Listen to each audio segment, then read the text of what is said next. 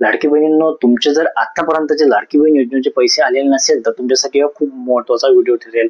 लाडकी बहिणींनो, आता तुमच्याले पैसे का आले नाही, तुम्ही अपात्र का ठरलात आहे, याची संपूर्ण माहिती तुम्हाला मी ह्या व्हिडिओमध्ये सांगणार आहे. लाडकी बहिणींनो, या विषयावर आपल्या अदिती तटकरे, महिला व बाल विकास मंत्री काय सांगतात ते आपण या व्हिडिओमध्ये बघूया. त्यासाठी ह्या व्हिडिओला शेवटपर्यंत बघा. 2 महिन्याची मुदत ई-केवायसी साठी सर्व लाडक्या बहिणींना देण्यात आलेली होती.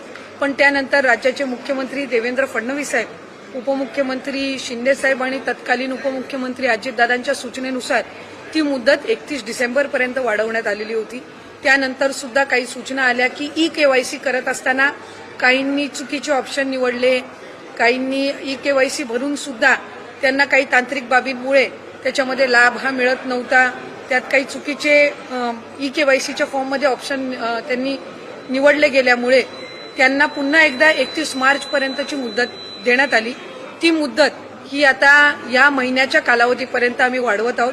म्हणजे 30 एप्रिलपर्यंत ती मुदत ही राज्याचे मुख्यमंत्री देवेंद्र फडणवीस साहेब, उपमुख्यमंत्री शिंदे साहेब आणि उपमुख्यमंत्री सुनेत्रा काकींच्या सूचनेनुसार ती वाढवण्यात येत आहे. त्यामुळे आपल्या माध्यमातून सर्व लाडक्या बहिणींना विनंती राहील की ही जी अंतिम संधी ही आपलं काही ई-केवायसी करत असताना जी काही चूक झालेली असेल त्या दुरुस्तीसाठी ही देण्यात आलेली आहे. आणि 30 एप्रिलपर्यंत ही मुदत ही महायुतीच्या सरकारच्या वतीने आदरणीय मुख्यमंत्री फडणवीस साहेब, शिंदे साहेब आणि सुनेत्रा काकी यांच्या सूचनेनुसार ही आम्ही वाढवत आहोत.